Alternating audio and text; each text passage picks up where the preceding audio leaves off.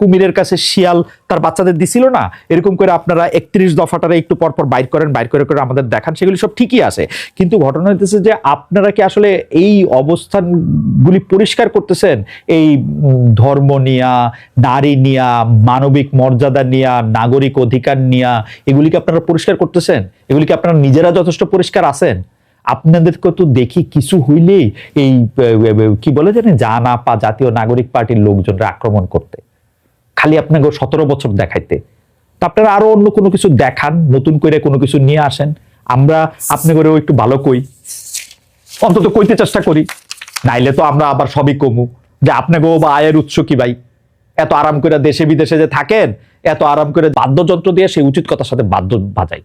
কিন্তু নাইলে কথাটা কিন্তু আমরা সবাই জানি। আপনি বলে দেন যে হ্যাঁ ঠিক আছে ভাই, আমাদের দেশে আইন হয়েছে, আমাদের দেশে আইন হলো এরকম, তুমি রমজান মাসে তোমার খাইতে দেখা গেলে তোমার লাঠি দিয়ে পিঠা খাইতে হবে অথবা কান্দের উঠবোস করতে হবে। যদি ওইটা আইন না হয়, আমার দেশের আইন যদি এইটা হয়, আমার খিদা লাগলে এটা রমজান মাস হইলেও আমি খাইতে পারবো, সেইটার জায়গায় আমাকে মানে এটা কোনো ক্রিমিনাল অ্যাক্ট হিসাবে যদি বিবেচিত না হয় বাংলাদেশ আইনে এখনো, তাইলেও যে লোকটা ঢুইকে আমাকে লাঠির বাড়ির ভয় দেখায় বা কান ধরে উঠবোস করায়, তাহলে তার শাস্তি হইতে হবে।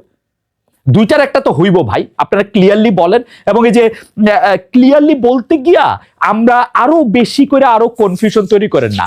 আমাদের একজন উপদেষ্টা কিন্তু আছে, যারা প্রফেসর ইউনূস সাহেব পরিচয় করাই দিছিলেন জাতিসংঘে গিয়া পরিচয় করাই দিছিলেন যে উনি হইলো এই সব আন্দোলনের সবার পেছনে আসেন, হি ইজ দ্য ব্রেন।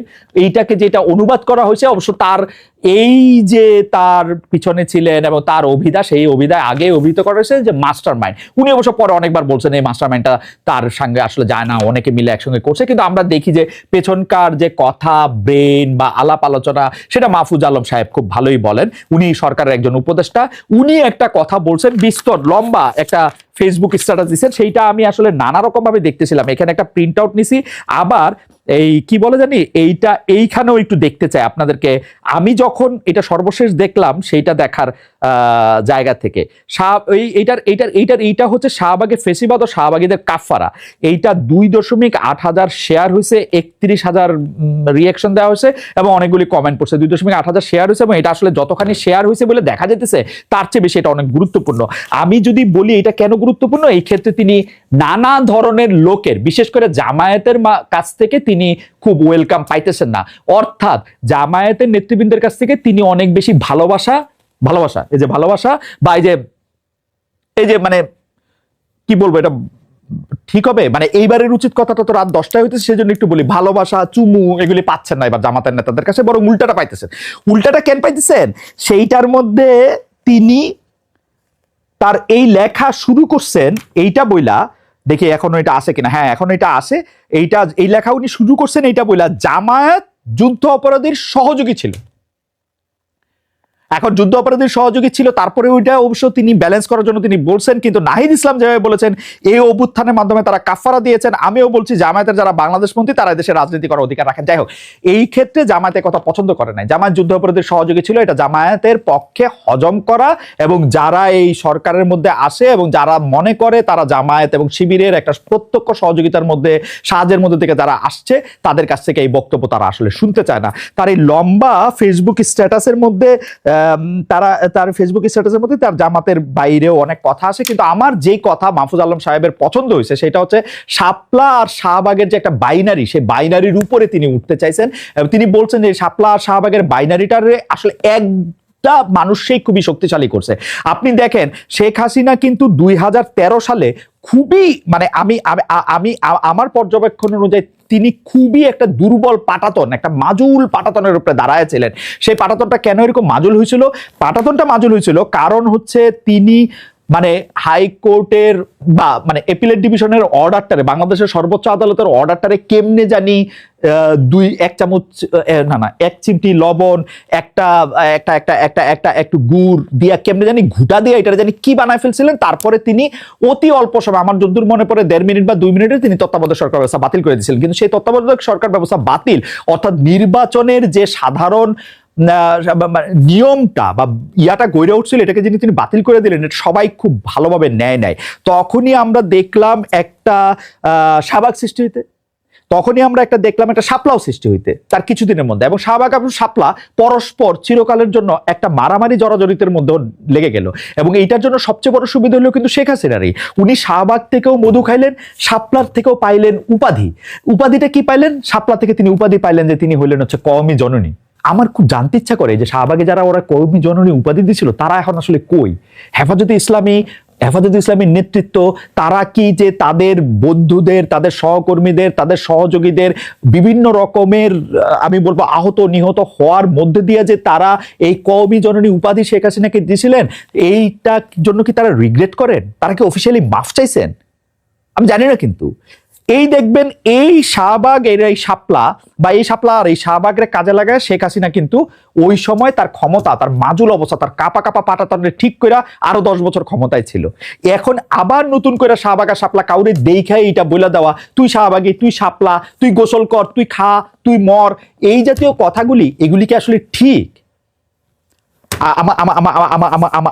আমার এটার সাথে মানে আমার কোনো আইডিয়া নাই। এই যে ধরেন এই শাপলা শাহবাগ লয়ে যে আপনারা একটা মবক্রেসির মধ্যে দিয়ে দেখেন, এই জিনিসটা কি আসলে ঠিক?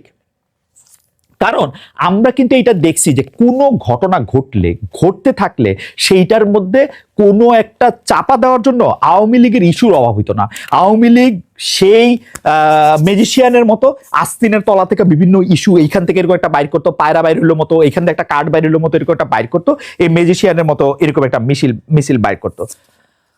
এই সপ্তাহে আমাদের সবার একটা মন খারাপ হওয়ার মতো একটা মারাত্মক কারণ হয়েছে। যে মেয়েটা, আমি আসলে আর কিচ্ছু করতে চাই না, যে মেয়েটা মাগুরাতে এরকম একটা নির্যাতনের শিকার হয়েছিল, তাকে ঢাকায় না বাঁচানোর অনেক চেষ্টা করা হয়েছিল, সে মেয়েটা মারা গেছে, সে মেয়েটা বাঁচে নাই। মেয়েটা যে মানে আমি এটা মিথ্যাটা কমু না, ওই মেয়েটা যে বাঁচে নাই, আমি আমি আমার ওই বাঁচার জায়গা থেকে আমি চাইও না যে সে বাঁচা থাকুক। আসলে আমার কাছে মনে হয়েছে যে এই যে দুনিয়া তার প্রতি এত অন্যায় করলো, এই ট্রমাটা নিয়ে একটা শিশুর বাইচা থাকা, এবং আমি ঠিক জানি না, মানে আমি আমি আমি এই কয়টা দিন যতবার আমি এর কথা ভাবছি ততবার আমার কাছে মনে হয়েছে যে মানে এটা কেমনে সম্ভব। যাই হোক, কেমনে সম্ভবের চেয়ে বড় কথা হচ্ছে যে এটা বাংলাদেশে সম্ভব হয়েছে, এবং বাংলাদেশ হচ্ছে সব সম্ভবের দেশ, এই সম্ভবের দেশে এটা সম্ভব হয়েছে। এই এই এই এই এই মেয়েটা মারা গেছে, এই মেয়েটার মরদেহ বা দেহ আমরা যেভাবে বলি লাশ, সেটাকে নিয়ে যাওয়া হয়েছে হচ্ছে মাগুরায় যখন নিয়ে যাওয়া হয়েছে তখন আবার হেলিকপ্টারে করে, আমি একটা হেলিকপ্টার দেখছি, সেই হেলিকপ্টারের মধ্যে করে যে এই নতুন যে পার্টি হয়েছে যা না পা জাতীয় নাগরিক পার্টি, সে জাতীয় নাগরিক পার্টির 2 জন গুরুত্বপূর্ণ সদস্য, জনাব হাসনাত আব্দুল্লাহ, জনাব সার্জিস আলম, এবং একজন বিশিষ্ট ইসলামিক আন্দোলনের নেতা জনাব মামুনুল হককেও আমরা সেই হেলিকপ্টারে দেখেছি।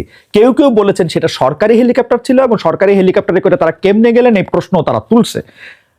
মজার ব্যাপার হইলো সেখানে মানে বাংলাদেশে কি হয়, রাশান ডলের মতো পুতুলের মধ্যে পুতুল, পুতুলের মধ্যে পুতুল, পুতুলের মধ্যে পুতুল, এতগুলি লেয়ার থাকে যে আসলে মানে এটা বইলা শেষ করা খুব মুশকিল। তো কি হয়েছে, ওইখানে গিয়ে তারা ইয়ার জন্য দাঁড়াইছেন। এখন টিভিতে আমরা শুনতে পাইতেছি যে বলতেছে যে এখানে কি একটি পুরুষ কণ্ঠ এরকম বলতেছে এখানে কি সার্জিস এবং হাসনাতরাও গিয়েছে। আমরা একটি নারী কণ্ঠ শুনতে পাচ্ছি যিনি বলতেছেন যে ওরা dot dot dot dot dash dash dash dash, অত খারাপ গালিও না, কিন্তু আমি dot dot dot dot dash dash dash বললাম, ওইরা গেলেই কি আর না গেলেই কি, এটা তো সবকিছুর তো একটা কনসিকুয়েন্স থাকে, প্রতিক্রিয়া থাকে। সেই প্রতিক্রিয়ার ফলে আমরা শুনছি যে তার চাকরি চলে গেছে। এখন তারপরে আবার লেয়ার হাসনাত আব্দুল্লাহ একটি স্ট্যাটাস দিয়ে বলছেন যে ওই রকম চাকরি চলে যা আমরা সমর্থন করি না, তাকে চাকরি ফেরত দেওয়া হোক। এই ধরনের গালি খাওয়ার জন্য, মানে গালি দেওয়ার স্বাধীনতার জন্য এবং বাক স্বাধীনতার জন্য আমরা আসলে লড়াই করেছিলাম। মারাত্মক কথা। আমি হাসনাত আব্দুল্লাহর কথা খুব সমর্থন করি। হাসনাত আব্দুল্লাহ সময় টেলিভিশনের গিয়ে তার কথা জানিয়ে আসছিলেন যে এইরকম কথা, এইরকম সাংবাদিকদের রাখা যাবে না। তারপরে আমরা দেখেছি যে কিছু সাংবাদিকের চাকরি চলে গেছে। এইটার জায়গা থেকে যে হাসনাত আব্দুল্লাহ তার পজিশন চেঞ্জ করছেন, তাকে গালি দেওয়া হচ্ছে, তারপরেও যে তিনি বলতেছেন যে এই গালি আমরা দেওয়ার জন্য এটা করছি, এইটা আমার কাছে খুব ভালো লাগছে। সত্যি আমার মনে হয় যে এটা যদি পলিটিক্স করেও করে থাকে, এটা যদি দেখানোর জন্যও করে থাকে, তাইলেও এটা ভালো। আমি মনে করি যে এটা একটা খুব ভালো কাজ করছে এবং এটা খুব একটা ম্যাচুরিটির পরিচয় দিছে, এইটা ভালো ভালো কথা বলছে। আওয়ামী লীগের কথা একটু বলি, মানে আওয়ামী লীগের কথা না বললে আমার আসলে মানে কি বলে জানি পেটের ভাত আসলে হজম হয় না। সেই আওয়ামী লীগের কথা বলতে গেলে ওই যে 400 কোটির কথা বলতে হয়। সাবেক প্রধানমন্ত্রী শেখ হাসিনা সংবাদ সম্মেলনে বলতেছে যে শুনছি আমার পিয়নও তো 400 কোটি টাকা নিয়ে গেছে। তো পিয়ন 400 কোটি টাকা নিয়ে যায় হচ্ছে কি, পিয়নের কি কোনো এক্সিকিউটিভ ক্ষমতা আছে? পিয়ন 400 কোটি টাকা নেয় কেমনে? পিয়ন 400 কোটি টাকা নেইছে কারণ যারা তারা দিছে তাদের দিয়ে তাদের কাজ হয়েছে গো। এবং এই 400 কোটি টাকা আপনাকে ওই কাউরে দিছে, কারণ পিয়নের তোর ক্ষমতা নাই সাইনসুন করার, আপনাকে ওই কাউরে দিছে, দিয়া তার মধ্যে থেকে এটা মানে হয়েছে। আমরা কিন্তু দেখতেছি আওয়ামী লীগের যেই লোকরা পালায় আছে, সেটা ইন্ডিয়া হোক, আমেরিকা হোক, ইউরোপের বিভিন্ন জায়গা হোক, তারা কিন্তু কষ্টে নাই। কারণ ওই যে টাকা, তাদের কাছে তো টাকা আছে। পিয়ন 400 কোটি টাকা নিলে তো পিয়নের যে বড়জন সে নিবে হলো 800 কোটি টাকা, সে নিবে হলো 700 কোটি টাকা, এরকম করে নিছে। তো নেয়ার ফলে যেটা হচ্ছে তারা কিন্তু আরামায়সে আছে। কষ্টে আছে কারা? যারা আওয়ামী লীগ করতো, যাদের হইলো যে নৌকা মার্কা ভালো লাগতো, যাদের চোখের মধ্যে বঙ্গবন্ধু, মনের মধ্যে এই ছিল, তাদের কাছে খারাপ লাগতো, তাদের কাছে তারা কষ্টে আছে। তো এখন সেই কষ্টের জায়গা থেকে তারা আসলে কি করবে? এই যে দুর্নীতির কারণে বা দুর্নীতি ঘটায়া নেতা নেত্রীরা বা অল্প কয়জন যে শান্তিতে থাকে, তারপরে এটার ঝামেলাটা আইসা পরে হচ্ছে কয়জনের উপরে। পাঠ্যপুস্তকের দুর্নীতির কথা বলি। পাঠ্যপুস্তক যে ওই যে ছাপা হইতেছে না, কোনটা ছাপা হইতেছে কোনটা ছাপা হইতেছে না, এটা নিয়ে রাখাল রাহা বনাম আরো কয়েকজনের দারুণ রকমের কথাবার্তা, ওতন চাপান ওতর এগুলি চলতেছে। কেউ কেউ তো রাখাল রাহা শাস্তি দাবিও করতেছে, কেউ কেউ আবার এটাকে মানে আমরা একটা রিপোর্টও দেখছি একটা দৈনিকের মধ্যে, সেই দৈনিকের মধ্যে সেই রিপোর্ট আবার এটা প্রত্যাহার করা হয়েছে। কেউ কেউ বলছিলেন যে সেই রিপোর্টটা আসলে একটা ক্লাসরুমে কোনটা রিপোর্ট না দেখানোর জন্য হচ্ছে যে সবচেয়ে ভালো একটা প্রস্তাব। শেখ হাসিনার পিয়নের 400 কোটি টাকার কথা করতেছিলাম। এর মধ্যে হচ্ছে যে কিছুদিন আগে আবার আমরা খবর দেখতে থাকলাম এই সময়ের মধ্যে যে শেখ হাসিনার কয়টা অ্যাকাউন্ট আছে। সেখানে আমরা প্রথম আলোর প্রতিবেদন দেখলাম যে ক্ষমতাচ্যুত প্রধানমন্ত্রী শেখ হাসিনার 17টি ব্যাংক হিসেবে তথ্য পেয়েছে। এইসব ব্যাংক হিসাবে 3,83,64,958 টাকা, 3,83,00,000। পিয়নের আছে 400 কোটি, হের আছে 3 কোটি। মানে মানে কেমন? মানে তার কি আসলে টাকা অন্যভাবে অন্য কোথাও নিয়ে যাওয়ার কোন রকম কোন একটা মেকানিজম ছিল? নিশ্চয়ই ছিল, নিশ্চয়ই ছিল। দেশ থেকে যারা টাকা পাচার করছে তারা তো প্রধানমন্ত্রী এখানে বৈশা রয়েছে, বৈশা টিভি দেখতেছে বা মাছ ধরতেছে, তাকে প্রায় মাছ ধরতে পোলাও আনতে এগুলি করতে দেখা যেত, সেই মাছ ধরতেছে পোলাও আনতেছে সেই করতেছে, আর তার মধ্যে দিয়ে টাকা নিয়ে গেছে। আমার মনে হয় না এরকম হয়েছে। আমার যেটা মনে হয় যে এইটার মধ্যে তারা যুক্ত ছিল এবং এইটা ভালো করে দেখা উচিত এই টাকাগুলি কোথায় কেমনে কিভাবে এর মধ্যে গেল। একটু ধর্ষণের ব্যাপারটা একটু আমি বলে আসি। ধর্ষণের ব্যাপারে যে সামারি ট্রায়াল করা বা দ্রুত বিচার করা, আরেকটা রকম বিশেষ স্পেশালিস্ট কোর্ট করে এটার বিচার করা, এগুলির ব্যাপারে আইন উপদেষ্টা ডক্টর আসিফ নজরুল এক ধরনের ব্যাখ্যা দিছে। কিন্তু আমরা মনে করি যে আসলে আপনি আইন কতখানি প্রয়োগ করলেন বা করলেন না, এটা বেশি দেখানো উচিত হচ্ছে যে আপনার মধ্যে যে এটা একটা আইনের শাসনের রাষ্ট্র। আপনি দেখবেন মানুষের মধ্যে যে নিরাপত্তার ফিলিংটা, সেই নিরাপত্তার ফিলিংটা কতদূর আছে। আপনারা আরেকটু ভালো করে দেখেন প্রফেসর আসিফ নজরুল এবং জনাব স্বরাষ্ট্র উপদেষ্টা জাহাঙ্গীর আলম, যে আপনারা মানুষকে আসলে কতটা নিরাপত্তা বোধ দিতে পারতেছেন, সেগুলি কিন্তু খুব ইম্পর্টেন্ট।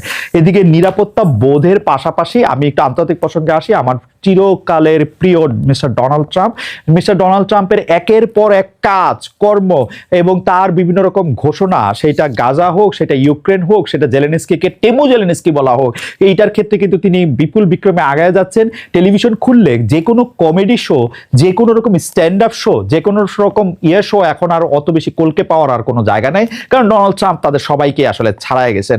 সেই ছাড়ানোর মধ্যে থেকেই মানে আমরা এর মধ্যেই আসি। আমাদের আমাদের আমাদের এর ভাগ্যে তো আর কিছু নাই। শুধু আবার একটু আওয়ামী লীগের কথা কই। এইবার আওয়ামী লীগের ইফতার পার্টিগুলি কোথায় হইতেছে, মানে কই ইফতার পার্টিগুলি কই? আচ্ছা ঠিক আছে, বুঝলাম নেতারা পালায় রয়েছে, নেত্রীরা পালায় রয়েছে, এইবারের ইফতার পার্টিগুলি কি কোথায় হইতেছে? এর পুরোটাই কি ইফতার পার্টি ধরেন মানে এটা হইতে পারতেছে নাকি ভয়ে? তাদের কি কোনো নির্দেশনা আছে যে এইবার ইফতার কোথায় কোনটা এটা করতে হবে? আমি জানি না। কেউ কেউ বলতেছে যে যুদ্ধ, এটা একটা যুদ্ধ হয়েছে, যুদ্ধে যারা পরাজিত হয়েছে তাদেরকে নিঃশেষ করে দিতে হবে এবং নিঃশেষের ফলই এটার মধ্যে থেকে এটা পাইতে থাকতে হবে। শেষমেশ একটু বিএনপির কথাও একটু বলে যাই। বিএনপির জানি কি একটা হইছে, আসলে আমি ঠিক ধরতে পারতেছি না, ধরতে পারলেই আপনাকে বলবো নে। মানে বিএনপির রাইটটা তো, মানে বিএনপির কথাবার্তা তো হচ্ছে যে নানা ধরনের হইতেছে কিনা সেইটা একটু দেখা দরকার। মানে মানে ইলেকশন, হইতে হবে, ইলেকশন দেন, সেগুলি তো পুরনো কথা। কিন্তু পাশাপাশি আপনাদের তো কিছু বিষয় একটু পরিষ্কার করা দরকার। 31 দফা আপনারা দিছেন, কিছু হইলে আপনারা 31 দফার ওই যে শিয়ালের মানে ওই যে